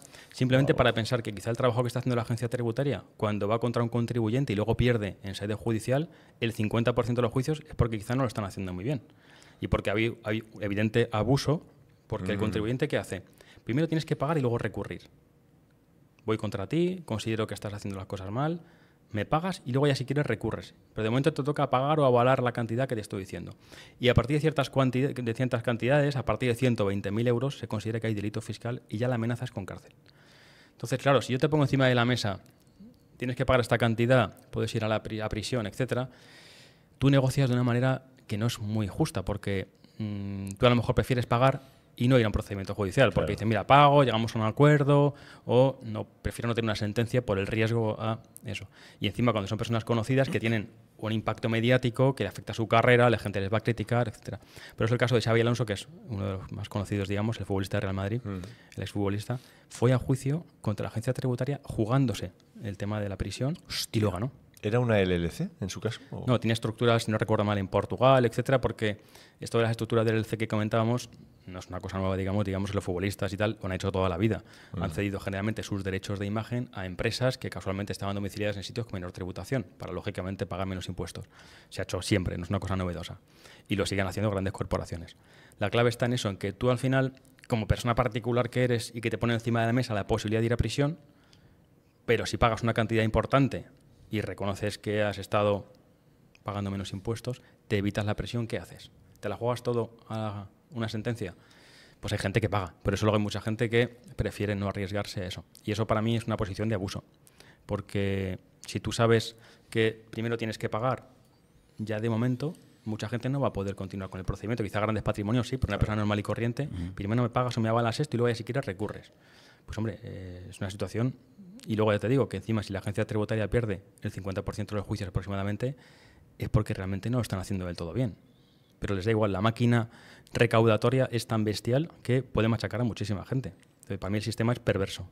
Y peña como, por ejemplo, Shakira, ¿no? Que no sé cuánto tiene que pagar ahora, pero se enfrentaba a una pena incluso de cárcel, no sé si 20 millones de euros. Esta gente, con la de pasta que tiene y la de asesores que pueden pagar, ¿por qué no lo hacen bien? Claro, la clave está en qué es hacerlo bien. Porque es cierto que siempre hay un ámbito gris. Vale, Ámbito gris en el que precisamente, si todo fuese A o B, no habría ningún problema. La gente o pagaría o no pagaría impuestos, estaría todo muy claro. Pero como siempre hay interpretaciones, situaciones en las que no es todo sí o no, sino que yo he montado esto y parece que es así, porque en ese ámbito gris todo es interpretable. Y yo creo que precisamente hay un ánimo deliberado de que haya cosas grises. Porque si es algo gris, es susceptible de interpretación y yo como maquinaria del Estado que soy, puedo evidentemente utilizarlo en mi beneficio. A río revuelto. Se parece que hay más interés por recaudar que por ser justos. Absolutamente. Esto a un emprendedor, como nosotros, que somos emprendedores, empresarios, le genera inseguridad. Estar en España, que es un país espectacular a nivel clima, a nivel gente, a nivel todo, ¿no? Comida. Pero genera inseguridad. Sobre todo los que no controlamos del tema. ¿Qué tips podríamos dar a emprendedores, gente que está aquí haciendo bien las cosas en España, pero que sabe que tiene opciones? Que pues, se puede ir a Andorra, se puede ir a Portugal. ¿Qué opciones hay para una persona que está emprendiendo en el ámbito online? ¿Ya le va bien? ¿Vive de eso? ¿Qué le podrías decir? Que, oye, mírate esto, te interesa por esto. ¿Por qué es interesante Portugal? ¿Por qué Andorra? Yo tengo claro que para evitar riesgo que comentábamos antes, lo ideal es irse a vivir al sitio donde tengo que tributar. O sea, hacerlo bien. Eso es. No estar aquí haciendo malabares de estoy en que España. haya una coherencia entre el lugar en el que tributo y en el que vivo. Si quiero tributar en Andorra un 10%, genial, me voy a Andorra. No cojo y simulo que estoy en Andorra, activo y desactivo teléfonos móviles, luces de la casa, etcétera, según me interese. No, yo estoy en Madrid, pero el teléfono realmente está en nombre de otra empresa y desde Andorra alguien está llamando para hacer que parezco que vivo ahí. Mucha gente utiliza este tipo de sistemas, historias de estas. este tipo de cosas. La clave para mí es que te quieres ir a Portugal, perfecto. Vives en Portugal y lo haces de esa manera. Para mí es lo más coherente y es lo que menos riesgo evita porque al final la naturaleza de las cosas es la que te lleva a ser así. Y que mucha gente no lo sabrá seguramente, yo no lo sabía. En Portugal no sé, pero en Andorra no tienes que vivir los 12 meses. No. Pues hay unos límites, ¿no? Sí, el concepto de residencia fiscal básicamente es que tienes que permanecer al menos 6 meses en algún territorio. Si tú estás en Andorra viviendo más de 6 meses al año, serás residente fiscal en Andorra y luego el resto, pues de vacaciones y tal, te vas a España, donde te dé la gana. Pero sí que tienes que ser residente fiscal para poder tributar en ese sitio y beneficiarte, lógicamente, de la legislación que tenga ese país. Pero la clave está en residir físicamente si no quieres asumir un riesgo, como decía antes, hasta dónde te quieres arrimar, ¿no? Claro. Y antes antes comentábamos que Andorra era un sitio interesante porque no se considera un paraíso fiscal. No se considera paraíso fiscal y tiene una tributación de aproximadamente un 10%. Con la ventaja de que no tienes que repartir dividendos. Vamos a poner un caso normal. Sí, que se vea la diferencia entre España, empresa en España y empresa en Andorra. Tú en España, imagínate que has ganado 100.000 euros con una sociedad limitada. Tienes que pagar el impuesto de sociedades un 23%. Hay una reducción durante los 2 primeros años de un 15%. Vamos a poner el caso normal. 23% de los 100.000 euros. Ya está, ya he pagado eso. Pero ¿qué sucede? Que yo el dinero lo quiero yo, no mi sociedad. Claro. Tendré que o facturar a mi mercantil o repartir vía dividendos. Así que me puedo ir a tributaciones del 40 y tantos %, si lo reparto vía dividendos, por los 100.000 euros que he facturado, que he ganado de beneficio. Esto en Andorra tributas un 10% y ya está. Entonces, el ahorro fiscal es bestial. Motivo por el cual mucha gente se está yendo y motivo por el cual Andorra empieza a poner límites porque no quiere que se le llene de youtubers y de gente así, ¿no? Claro. Básicamente por eso. Entonces, yo para mí la clave es que si aquí en España empiezas a ganar dinero y te va muy bien, puedes hacer cosas, etcétera, pero la mayor parte de la gente se acaba marchando cuando puede. Y el famoso Suiza de los años 90 que O incluso pasaba con Suiza, con Panamá, con varios... Eso sí que son paraísos fiscales, ¿verdad? Suiza no es paraíso fiscal. Para ser paraíso fiscal básicamente es muy sencillo. Tienes que aparecer en una lista. Hay una lista que sale de paraísos fiscales, buscáis en internet paraísos fiscales, agencia tributaria, OECD, hay distintas listas y ahí está. Islas Caimán, etcétera, etcétera, una serie de islas. Entonces, ¿Suiza? Suiza no es un paraíso fiscal. Suiza lo que pasa es un paraíso, de hecho, no es un paraíso, mejor dicho, Suiza es un país 100% seguro a nivel bancario. Tiene franco suizo, con lo cual bueno, tiene mucha estabilidad. Siempre han jugado mucho con el secreto bancario, aunque es cierto que si reciben requerimientos de juzgados de España tienen que informar. Hay lógicamente límites, pero bueno, son bastante reacios a facilitar información. Lo que sucede con Suiza, por ejemplo, ahora ya no, pero lo que ha sucedido mucho es que son países, lo que yo llamo amigos de paraísos fiscales. Tú directamente no puedes trabajar o no deberías trabajar, si lo haces bien, entre España y un paraíso fiscal. Alguien que esté calificado de paraíso fiscal. Islas Caimán, por ejemplo. No es inteligente hacerlo así, nadie lo hace así. La gente busca países intermediarios, países que yo llamo amigos de paraísos fiscales. Porque tú lo haces directamente y la agencia tributaria lo tiene súper controlado y tiene sus límites y sus restricciones. Si lo haces a través de Suiza, monta una empresa en Suiza y esta a su vez sí que colabora con otra empresa que está en las Islas Holandesas. En fin, se buscan intermediarios para no hacerlo directamente. Y Suiza, por ejemplo, es uno de ellos. Holanda también es otro. Irlanda también funciona bien. Pongamos que un emprendedor se va a Andorra, alguien de España, y mínimo tiene que residir esos 6 meses, pues diré que el tío dice, vale, pues voy a estar 7 meses en Andorra y el resto, pues donde quiera. ¿Quién controla eso? ¿Cómo se controla? Partiendo de la base que el emprendedor lo quiere hacer bien, ¿eh? O sea, que quiere... Sí, sí. ¿Cómo lo hace? Vale, muy avisas, sencillo. digo, mira, he pasado la noche aquí en Andorra y... No, lo único que tú tienes que tener, eres el primer interesado en que quede muy claro que resides allí. Vale. Porque la agencia tributaria española, si ve y puede acreditar que tú no lo estás haciendo bien, te va a tributar por España, la legislación española. Así que, ¿tú qué tendrías que hacer? Primero, cuando tú cambias de residencia, comunicar a la agencia tributaria, me he ido a este sitio. Haces un comunicado. Una comunicación oficial, la agencia tributaria, un modelito que hay para comunicar tu domicilio. Me he ido a tal sitio, perfecto. Ya se lo ha dicho oficialmente. Lo segundo que tendrías que hacer, apagar todo tipo de activadores que consten en España que hagan pensar a la agencia tributaria que resides ahí.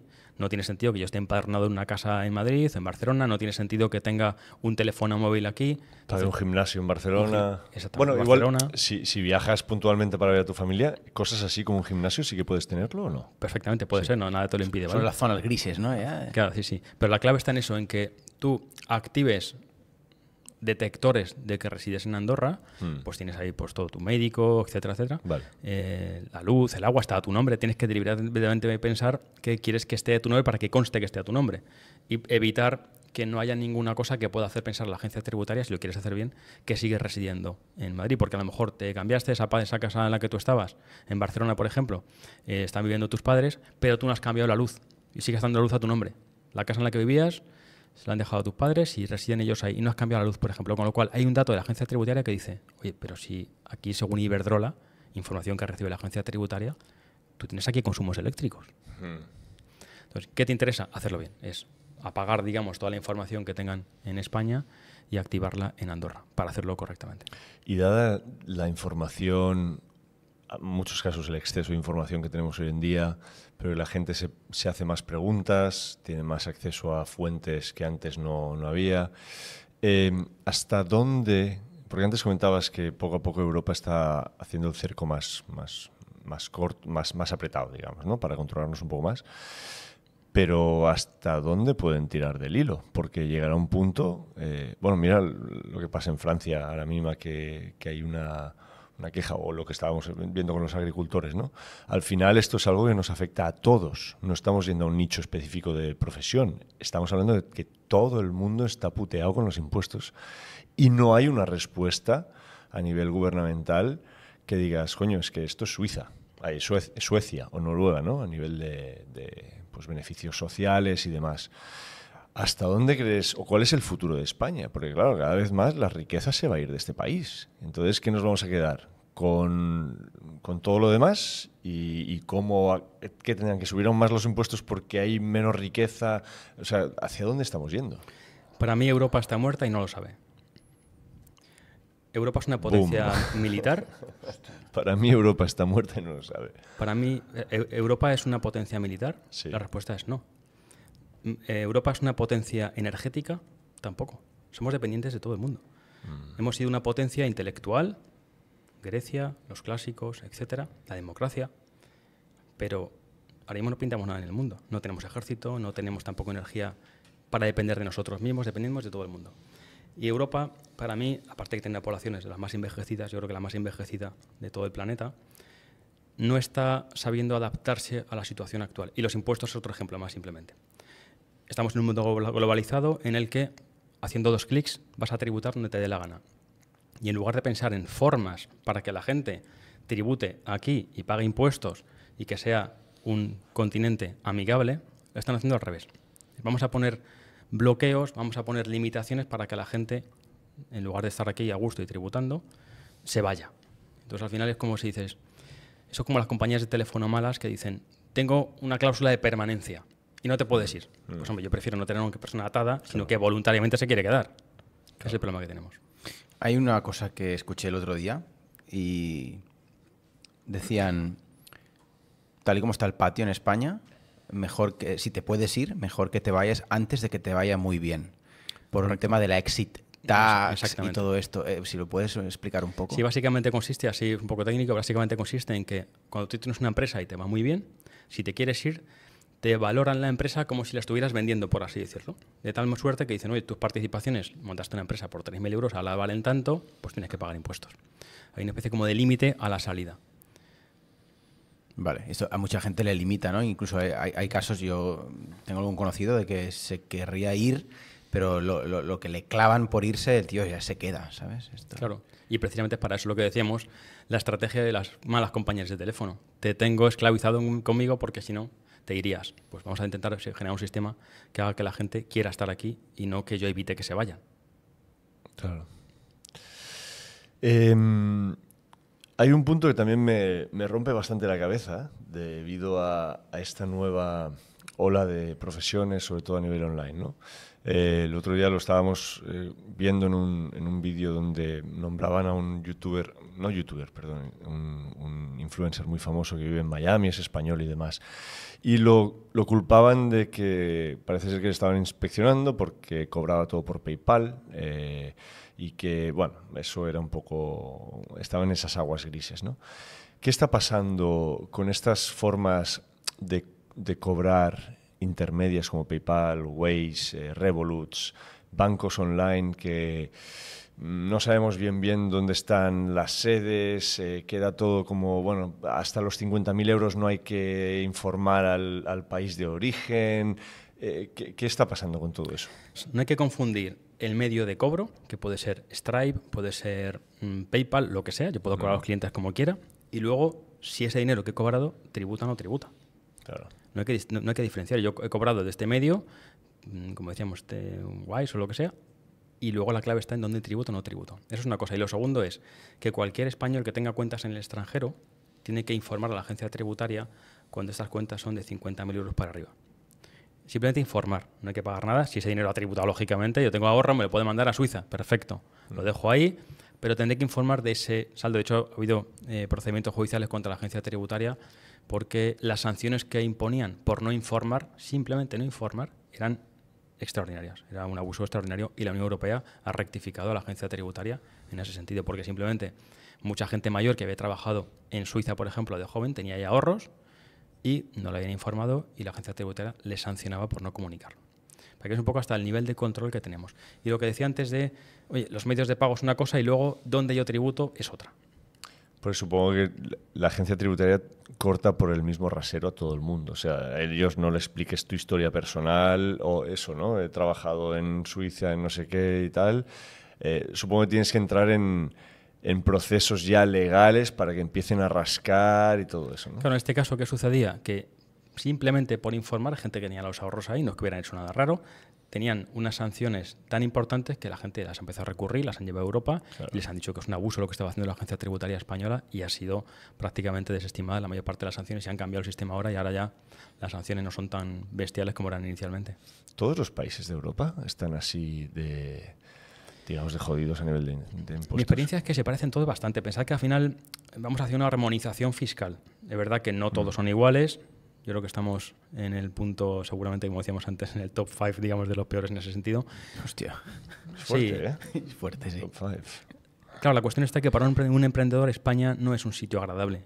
No. Lamentablemente no es agradable porque tenemos una fiscalidad, pero también unos costes de contratar trabajadores muy elevados. Una legislación laboral que no es muy favorable al mundo del emprendimiento. Entonces, si tienes una legislación laboral rígida en la que tú contratas gente, pero si te va mal no es fácil despedir, o al menos sí es fácil, pero es caro despedir, con lo cual tu empresa no se va a poder adaptar a los distintos sistemas, a los distintos niveles económicos que se vayan produciendo en tu negocio, y una legislación fiscal que también es elevada, que también encarece bastante la actividad profesional, no es un sistema sencillo. Pero aún así yo siempre pienso lo mismo, los impuestos están aquí, la normativa laboral está aquí, pero se puede sobrevivir a esta situación. Si tú realmente pones el foco en que tu negocio crezca, a intentar mejorar tu actividad, mucha gente, ¿qué es lo que pasa? Que lo único que hace es quejarse.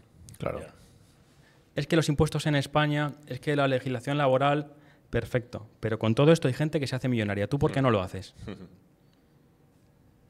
Esa es la clave. Un concepto muy antifrágil, la verdad. Muy O interesante. sea, tengo una adversidad, bueno, pues hay que hacerse fuerte en eso, ¿no? Eso es. O irte, o sea, ser un poco consecuente, ¿no? Exactamente. Claro.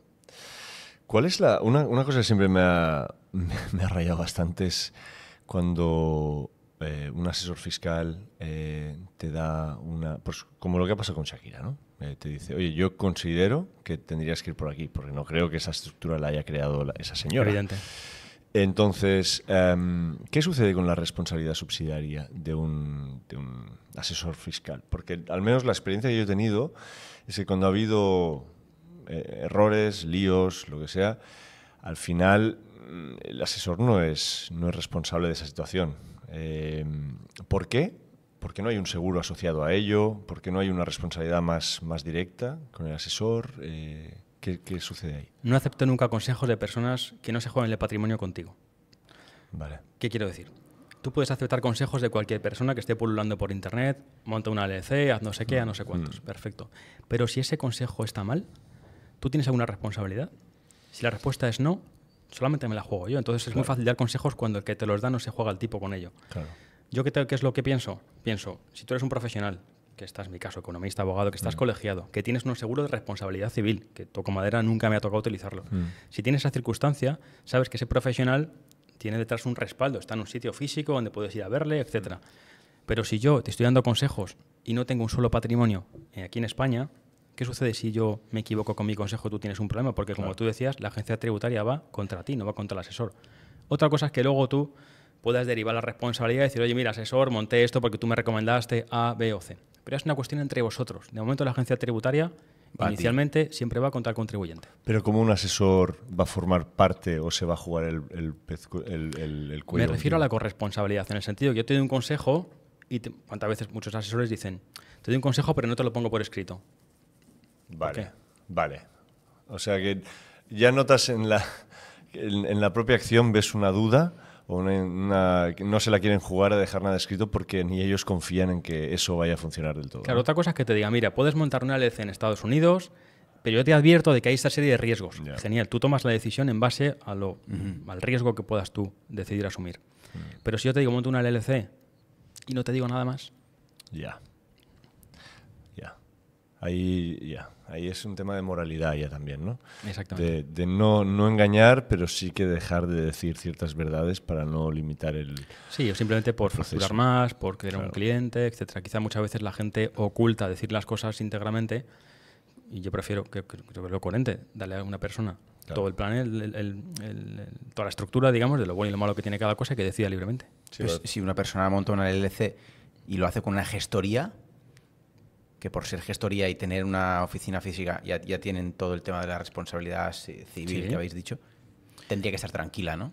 Primero irían contra ti y luego ya tú tendrías que ir contra la administración. De hecho, ha habido sanciones por abogados, asesores fiscales, etcétera, por mala praxis. Igual que una mala praxis de un médico hace que si te operan mal tienen que asumir responsabilidad, o un arquitecto, un edificio se cae porque estaban mal los planos, hay una responsabilidad profesional. Esa es la clave. Pero de momento la agencia tributaria se olvida de tu asesor y va contra ti. Ya, o sea, nada como hacer las cosas bien y dormir tranquilo, está claro. Totalmente. Hay un punto que seguramente nuestra audiencia tendrá ganas de escuchar, o algunos de ellos. Yo no estoy metido en tema Bitcoin, ni Yo tampoco. ni monedas. No tenemos ni idea de cripto. No, de cripto.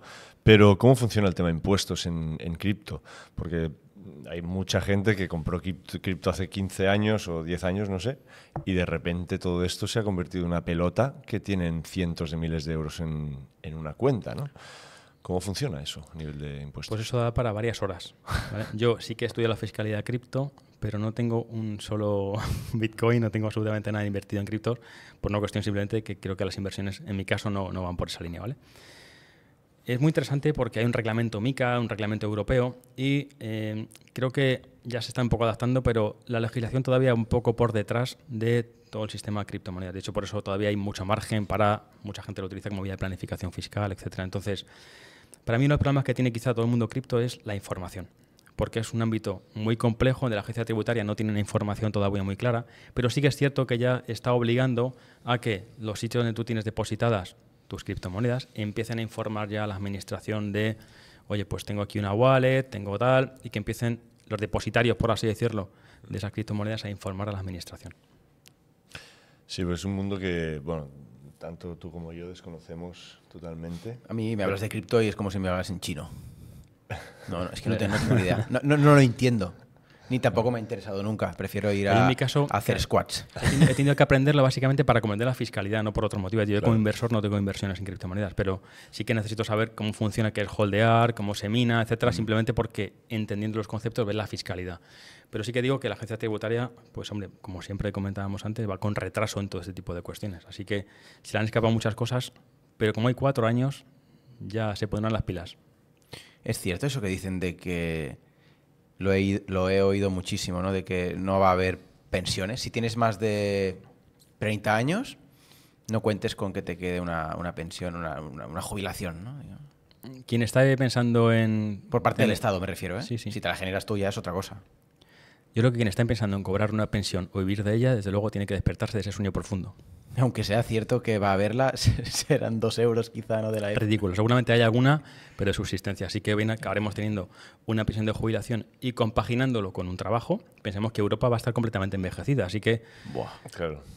¿qué va a suceder? Que vamos a tener una población envejecida, pero que tiene que trabajar, porque no creo que la entrada de... Desde luego, aquí no hay mucha natalidad, así que tendrán que entrar en inmigración si queremos que al menos la base que está cotizando permita pagar pensiones. Pero el sistema aparentemente parecen que vamos a tener que alargar la edad de jubilación. Y si lo pensáis, cada vez es así. 65 años, 67, y lo vamos por poco a poco alargando. ¿Por qué? Porque estamos en un callejón sin salida y no saben reconocer que efectivamente esto es insostenible. ¿Y cómo se arregla esto? Esa deuda que hay en España, ¿cómo? Bueno, es que son muchas cuestiones. Ya. Para mí el sistema tendría que ser un sistema de capitalización, en el sentido de que lo que yo ahorro, tiene que ser para mí. Mis ahorros, lo que yo pago de mis impuestos, lo que yo pago de la pensión, tiene que ser la mía. Yo no tengo por qué estar pagando la pensión de otro. Sí, hay un sistema solidario, pero con ese cuento lo que están haciendo es trampear y tratar de engañarnos. Porque tú lo que estás haciendo ahora mismo es cotizar a la seguridad social con la esperanza de que el día de mañana tú cobres algo. Pero lo que estás haciendo es que tu dinero va para pagar a la gente de hoy, a los pensionistas de hoy. Y tú simplemente tienes una especie como de contrato en el que dices, bueno, yo estoy cotizando ahora, pero me prometes que cuando yo me jubile cobraré. Pero ¿y si no? ¿Dónde está ese dinero que tú estás cotizando? Ese es el problema. Eso me lo dijo un amigo político. Me dijo, hay varios melones en el Parlamento de Madrid y uno de ellos es que nadie se atreve a abrir el melón de las jubilaciones. Van tirando, ¿no? Porque saben que públicamente eso va a ser un antes y un después a nivel de... Claro, tú imagínate, ¿no? La población española de cada vez, lo que dices, ¿no? Es más vieja. Y que de repente digas, oye, que todo aquello que piensas que vas a tener cuando envejezcas ya no lo vas a tener. Y con los precios como están y tal. O sea, es una situación que en algún momento alguien tendrá que encarar y no sé cómo se va a encarar, pero... El problema es, ¿quién pincha esa burbuja? Claro. ¿Quién lo hace? ¿Un partido político? Que Ninguna. Al final, claro... Claro, pero piensa, un político, ¿qué es lo que hace? Mira a 4 años vista. Claro. Yo lo que quiero es estar aquí 4 años, o 8 como mucho... ¿Qué me van a recordar como el ¿Qué hagan político con que abrió eso? el melón de las pensiones? Yo no quiero tener eso en mi historia, en Wikipedia. Claro. Es así, Tiene sentido. ¿sabes? Lo que sí podemos hacer como antifrágiles que somos los tres. Ahora te preguntaremos por hábitos antifrágiles que Encantado. tienes, porque ¿cuántos años tienes, has dicho? 44. Tiene 44 tacos y se le ve súper bien, súper atlético, súper joven. Ahora nos gracias. cuentas un poco tus truquillos. Pero lo que sí podemos hacer es un poco pensar nosotros en empoderarnos y en ser más antifrágiles a nivel financiero. Has tocado un poco tema de inversiones. Bueno, has dicho que lo tuyo no son las cripto. ¿Qué tipo de inversiones para la gente que se gana la vida normal, ya sea empresario, emprendedor o asalariado, pero que se ganan la vida normal? ¿En qué podemos invertir para asegurar ese futuro y no depender de esa paguita? Por ejemplo, pisos al estilo Carlos Galán, ¿no? Y que lo vaya pagando el inquilino, aunque y conseguir tus 3, 4, 5 pisitos para cuando te jubiles, que te vengan las rentas a tu bolsillo. Relojes, que es un tema que se toca mucho porque se ve que te da como mucha libertad, ¿no? ante el fisco. No lo sé, ¿eh? Sí, sí. Si podemos tocar un poco todo esto. Sí, lo que quieras. Primero, yo lo que haría sería, lo que hago, de hecho, de lo que hacíamos antes. Yo no voy a contar lo que haría, sino lo que hago, ¿vale? Vale. Yo lo que hago es que tener una diversificación de mi cartera. Yo invierto en distintos activos financieros. Ejemplo, tengo fondos de inversión en distintos países. ¿Estos son fondos indexados? Sí, hay de todo. Sí, vale. Fondos indexados cuando están indexados a algún índice, por ejemplo, vale. yo que sé, el IBEX 35, por decirte alguno, ¿vale? O el SP500, el que sea. Yo lo que tengo básicamente es un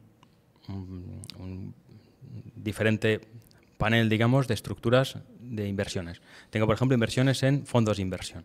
Y esto está repartido en distintos países, en India, en China, etcétera, y en distintos sectores, sanidad, etcétera. Tengo inversiones en fondos de inversión. También tengo inversiones en oro físico. Oro físico. Lingotes, oro físico, tengo inversiones en oro físico. También tengo parte de mi ahorro fuera de España, ¿vale? Por proteger ante cualquier cuentas de otros países. Correcto. Dinero tributado aquí, que lo he mandado fuera, básicamente con el objetivo sencillamente de protección del patrimonio. Claro. Es lo que yo llamo el botón rojo. Si algún día pasa cualquier cosa, ejemplo durante la pandemia, ejemplo durante los años 2012, que la prima de riesgo estaba muy elevada y se entendía que quizá España podía salir del euro.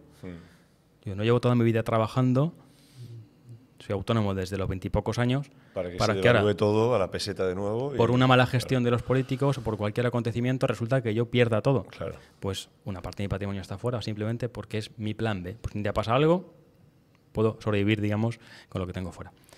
Tengo inversiones en hidrocarburos. Entonces, un montón de activos. La clave, en inmuebles. ¿La clave cuál es? Es diversificar para mí. Entonces, no jugártelo todo a, venga, pues en inmuebles, venga, pues solamente en bolsa, bueno, pues solamente en oro físico. Bueno, no. Diversificas un poquitín para que tengamos, digamos, seamos antifrágiles, como estamos aquí sosteniendo.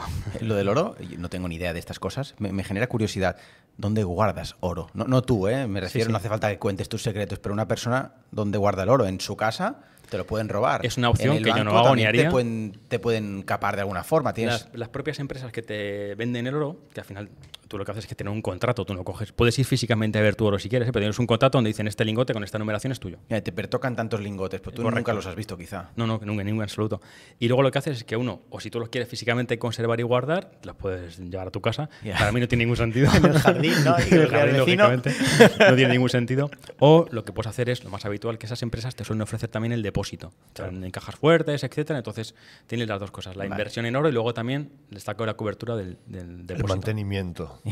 ¿Qué opinas de la inversión en relojes? Porque me han dicho que mola, pero el problema es que se ve que si ven que los vendes y ganas pasta con ello, claro, no te los dejan volver a comprar o como te penalizan, ¿no? Como que no quieren eso las marcas de lujo. Claro, el tema de los relojes, yo no soy experto en relojes, con lo cual no te puedo dar ningún consejo sobre si es mejor un Rolex 1 o Rolex 2, no tengo ni la más remota idea, ¿vale? Pero sí que es cierto que hay mucha gente que habla de eso, pero yo estuve hace poco hablando con una persona que sí que se dedica y me dice que normalmente tienes que ser muy, muy especialista para ganar dinero con el tema de los relojes, ¿eh? Vale. Porque no siempre es fácil, digamos, que se revaloricen. Pero ya te digo que hablo desde el absoluto desconocimiento porque si algo no lo sé. Pero al final es una cosa que me gusta el concepto de que es pequeñito, lo compras, lo puedes almacenar y para un futuro tú tienes ahí unos activos, ¿no? O sea, no para compra-venta y ganar pasta en el mes a mes, sino como para, bueno, tengo un remanente de dinero, compro un reloj de calidad de 10.000 euros, 15.000 euros, como quien compra un parking para alquilarlo y lo almaceno.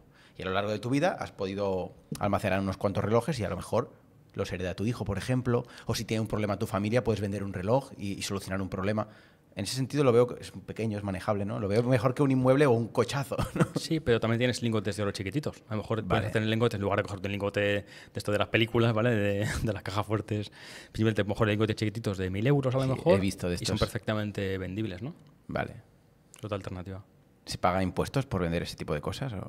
Claro, digamos que en este caso, si lo haces simplemente para inversión personal tuya, le inviertes y ya está, que tributarás por las ganancias. Si yo cojo ese revalorizado un 30% o un 5% o lo que sea, pagarás Hacienda lógicamente por esa revalorización. Pero de momento hablamos simplemente de inversión personal. Yo invierto en cosas y ganaré una cantidad de dinero y tributará por esa ganancia, si es que tiene ganancia.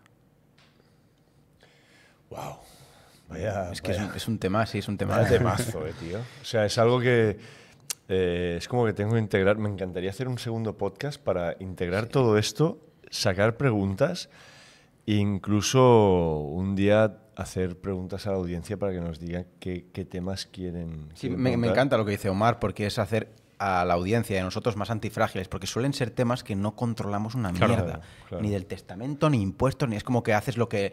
Como con el médico, ¿no? Haces lo que el médico te dice, lo que el profesor te dice y lo que el gestor te dice. Sí, pero cuando te das cuenta, como en nuestro caso, que estamos más metidos en la salud, cuando te das cuenta que todo, en voz baja, todo lo que te dice el sistema de salud está del revés, dices... Hostia, o me hago antifrágil yo, o me hago cargo yo, o me van a mandar a tomar por culo mi salud, ¿no? Lo mismo parece con impuestos y este tipo de cosas. No, a menos sí que es cierto, es imposible que tú seas especialista en cada área, pero a menos sí que tienes una serie de nociones básicas para saber si eso que te están contando te cuadra o no. Y quizá lo más importante es escuchar a distintas personas y hacerte una composición de lugar escuchando a distintos profesionales. ¿Pues tú solo das cursos a profesionales o también a gente de a pie que quiera aprender un poquito...? Yo solamente imparto cursos a profesionales que se quieran formar en herencias para que luego ganen dinero, porque un particular generalmente lo que quiere es que le hagas la herencia, no que se la expliques y luego se la hace él solo por su cuenta. Vale.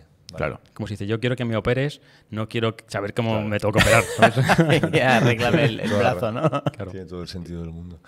Pues a mí es que me ha petado la cabeza con todo esto. Yo sabía que pasaría, tío. Yo creo que... bueno, explícanos un poquito, como decía Uri, siempre nos gusta acabar con cuál es tu protocolo antifrágil.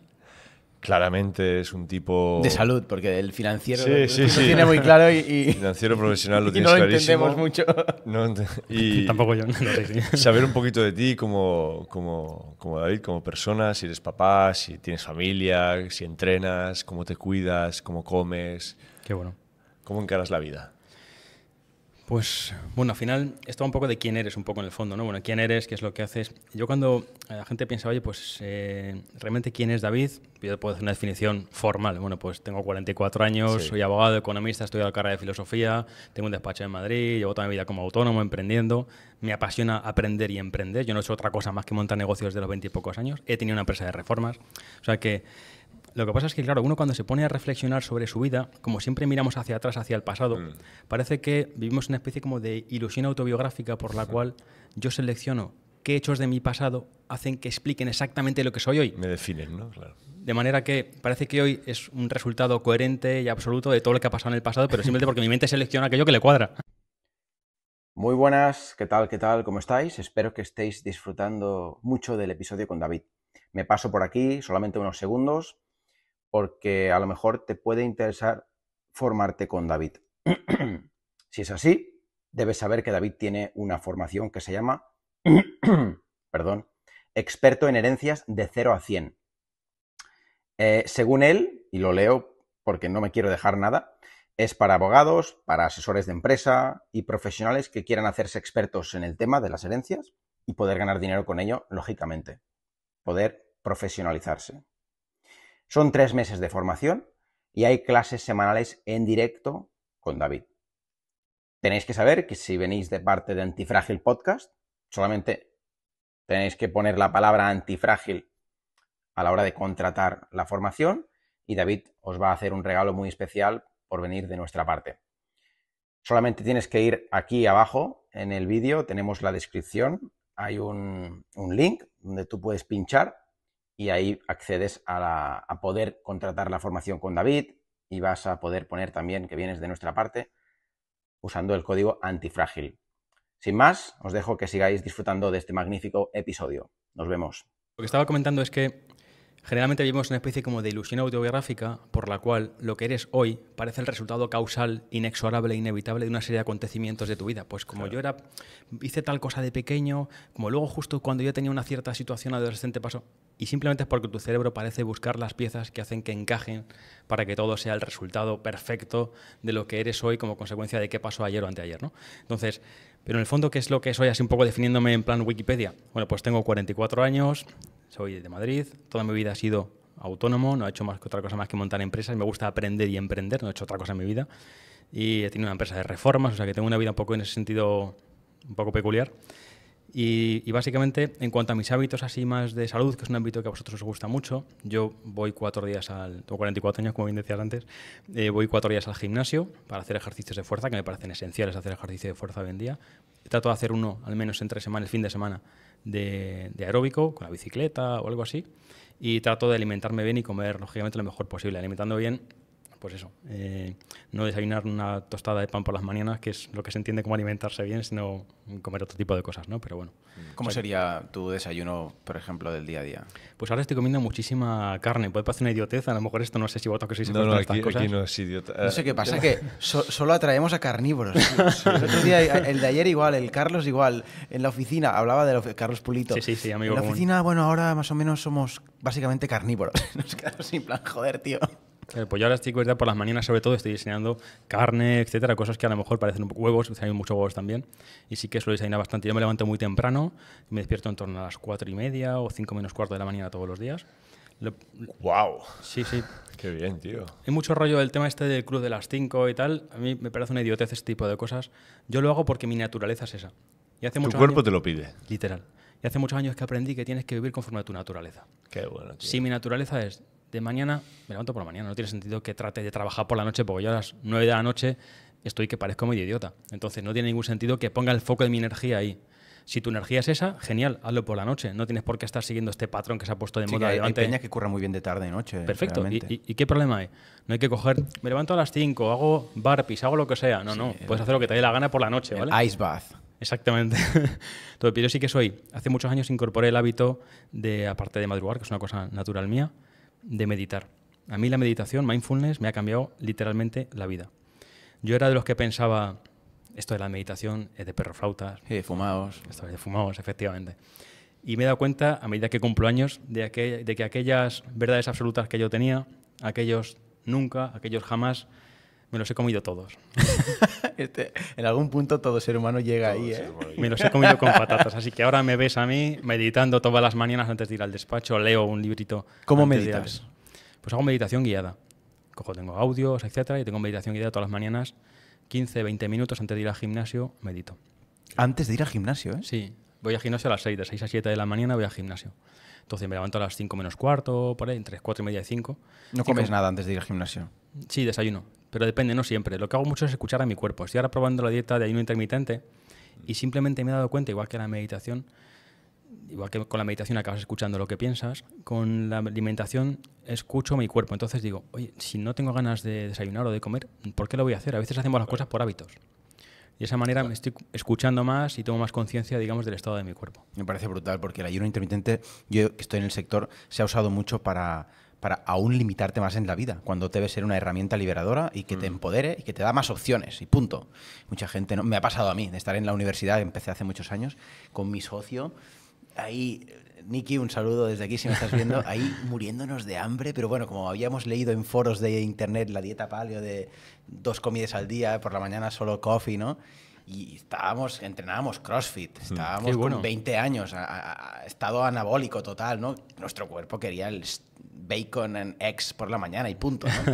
Al menos la mayor parte de las mañanas, ¿no? Y fruta. Y nosotros cortábamos, ayuno, no, ayuno porque mente, ¿no? Qué bueno. Y cuando dijimos, hostia, ¿y si algún día no hacemos ayuno? Y nuestro cuerpo empezó a responder súper bien. O sea que me mola mucho esta parte intuitiva, ¿no? De que la herramienta está ahí, pero no es ni para todo el tiempo ni para todos. Eso es. Escapar de ese dogma siempre decimos, no te tienes que creer todo lo que dicen, ni tienes que hacerlo siempre igual. O sea, al final, cualquier protocolo de este tipo lo que te lleva es a una intuición a la hora de saber comer, a la hora de saber entrenar, cuándo saber descansar, como nos pasó el otro día. El otro día nos miramos el domingo que quedamos con las familias y dijimos, tío, estoy sobreentrenado. Y él me dijo, yo igual, tío. El cuerpo me ha hecho un clic, a mí me pilló una tensión en el cuello bastante gorda. Y estaba súper cansado y dijimos, vamos a hacer movilidad. Hicimos solo movilidad de piernas en el parque con nuestros hijos, disfrutando, hablando. Y al final es una intuición, porque como seres humanos hemos perdido esa parte de intuición que ayudamos mediante esta antifragilidad o estas también entrevistas y compartir, ayudamos a la gente a reconectarse con esa parte más natural. Las leyes naturales, lo que decías antes, si sigues las leyes naturales de tu cuerpo y tu intuición, todo va a ir bien. Exactamente. O sea que ha sido un auténtico placer, tío. Sinceramente, una sorpresa muy grata. Hemos aprendido mucho.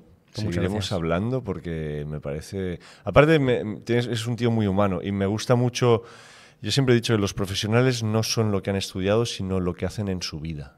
Y creo que es un tío muy rico en muchos aspectos. Y el hecho de que te guste la filosofía, que te guste divagar un poquito más allá de los conceptos de blanco y negro y que te metas en zonas grises de la vida donde realmente se aprende en el barro, sí, sin duda. Es algo que me flipa. Como asesor, como economista, como abogado, o sea, eres un tío... Yo te tendría como abogado, tío. Seguro. Pues muchas gracias por estar aquí, con vosotros. Primero conoceros en persona, que tenía ahí muchas ganas. El hecho de que tengamos algún amigo en común y tal, como Carlos a lo mejor. Sí, Carlos, un saludo desde aquí, tío. Gracias. Le mandamos un abrazo a Carlos. Y nada, simplemente estar muy agradecido con la oportunidad que he tenido aquí de estar con vosotros, con vuestra audiencia, en este podcast que va a ser seguramente un referente en el ámbito hispanohablante seguro. Esperemos. Y estoy deseando seguir viéndoos. Ahí estamos, tío, luchando. Vamos a dejar tus redes sociales. Tú, no sé si tienes página web, un poco todo lo que para la gente que te quiera conocer un poco más. Sí, yo creo que sinceramente si la gente me busca en Instagram, busca David Jiménez Abogado en Instagram, ya ahí me localiza y ahí les pegaré la turra con vídeos y cosas así. Vale. Y una última preguntita, porque claro. Veo que te conservas bien, tienes ya tus 40 pasados. A nivel nutrición, que yo soy más friki, has comentado que basas la dieta en carne, pero ¿es un estilo más paleo, más animal-based? ¿Combinas? Combino un poco, o sea, no tengo un foco en que digo, pues solamente como carne y ya está, es como carne, pero trato de también meter verduras, todas las mañanas meto verduras por las mañanas. Vale. ¿Fruta? Fruta, últimamente como menos fruta. Digamos que yo lo que hago es, no sigo una cosa muy rígida. Esto es como cuando perteneces a un partido político y dices, yo tengo que hacer esto. No, al menos lo que estás haciendo ahora, más keto, ¿no? Puede cambiar después. Eso, exactamente. Yo ahora lo que hago es que estoy ahora en una fase en la que no como mucha fruta, antes como mucha fruta, no como mucha fruta, me alimento con bastante proteína, meto mucha proteína y me meto también grasa y procuro no tomar prácticamente hidratos o muy poquito. Estoy un poco en ese punto. Vale, low carb, barra keto. Eso es. Siento que me siento menos hinchado, me siento más ágil, me siento mejor. Mentalmente seguramente le ayuda mucho más en su trabajo, porque todo lo que sea sacar carbos a nivel cognitivo va súper bien. Sí, al final te duermen. Al final, cuando tú tomas un exceso de hidrato de carbono, estás aplatanado, te quedas en el sofá medio dormido. Sí, y yo que procuro siempre aprovechar el tiempo. Ahora a mediodía, por ejemplo, me estoy haciendo inglés con una profesora australiana y tal, con lo cual, si a mediodía yo tuviera una comida muy copiosa, pues seguramente no estaría lúcido para conversar en inglés o para lo que sea. Claro. Pues oye, nos veremos prontito. Muchísimas gracias por venir. Gracias por invitarme. Auténtico placer. Nos vemos en el siguiente podcast. Acordaros de que os suscribáis. Nunca pedimos que se suscriban, tío. Bueno, pues hoy sí. Hoy vamos a pedir a la gente que se suscriba. Sí. Suscribiros para que podamos seguir Claro. trayendo invitados top y mantener este tinglado que nos apasiona, pero que sin vuestro apoyo. Pues... Claro. Es que el otro día lo hablábamos. Dijimos, hostia, nunca decimos que se suscriban. No, pues vamos. no somos youtubers de estos pros así. Pero venga. Sé que se van a suscribir unos cuantos, venga. Bueno, pues Y que nos dejen comentarios si queréis cualquier cosa. Traed un invitado que hable de tal cosa, o esto lo podíais mejorar, o esto nos ha encantado. Pues lo leemos encantados y lo tenemos todo mucho en cuenta. un placer. Gracias, Uri. Gracias, David. Gracias, Omar. Gracias, David. Gracias a vosotros. Nos Muchas vamos. gracias.